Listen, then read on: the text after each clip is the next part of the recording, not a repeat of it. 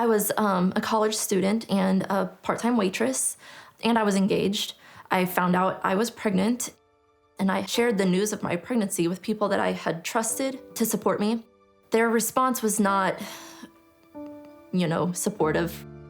The worst was my fiancé. He said, "Abort this baby, and we will try again after we are married." And I was so afraid, because I didn't want to abort my baby.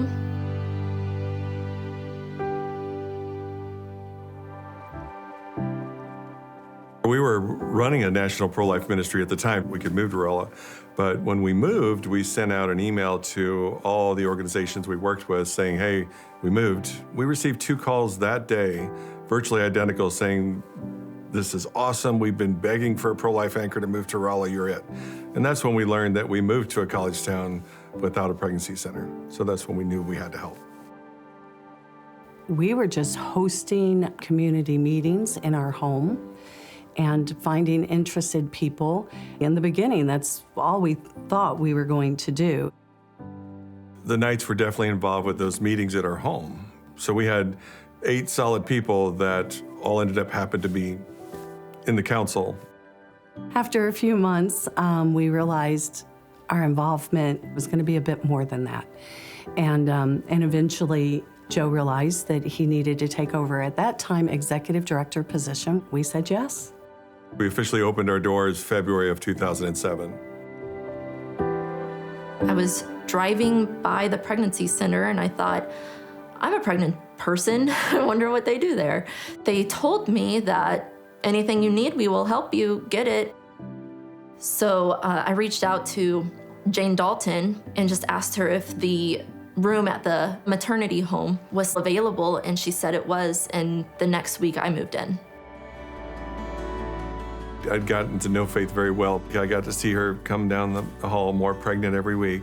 Through life coaching, through the curriculum, My Ridiculously Amazing Life, she would make these huge strides, and it was just so evident to see the change in her. After Noah was born, they came to the house, to the maternity home, and I will never forget this moment whenever Joe held Noah. It was just really sweet, and Noah just looked so tiny because Joe's like a big guy, and it was just really sweet.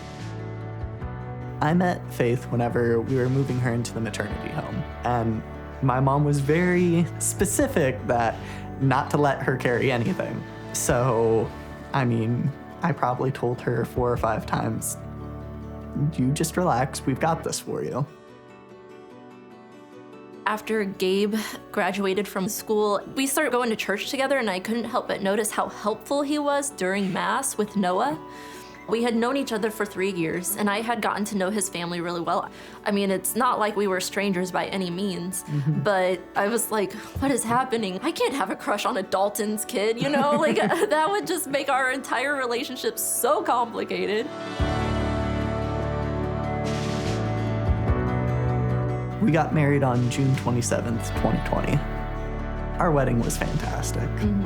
It was. There's nothing I would have changed.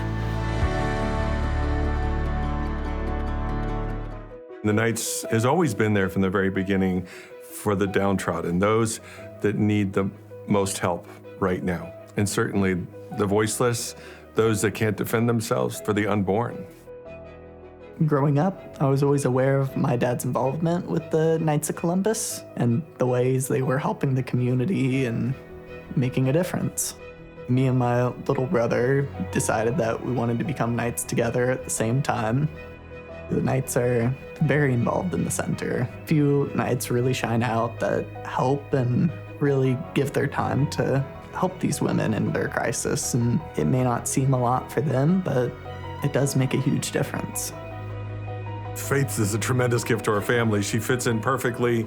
It really struck me because in her testimony that she made publicly at our Banquet for Life, she ended by saying, "Thank you for saving me and my baby."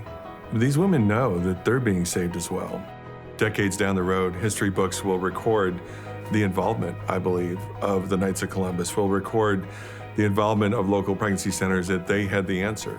They were the ones that did day in, day out what needed to be done so that this could end.